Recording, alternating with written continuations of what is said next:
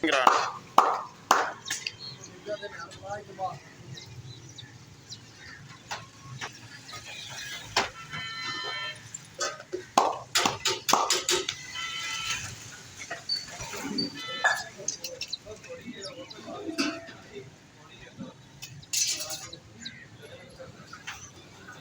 है मोटिया जी, नहीं तेरे रिश्ता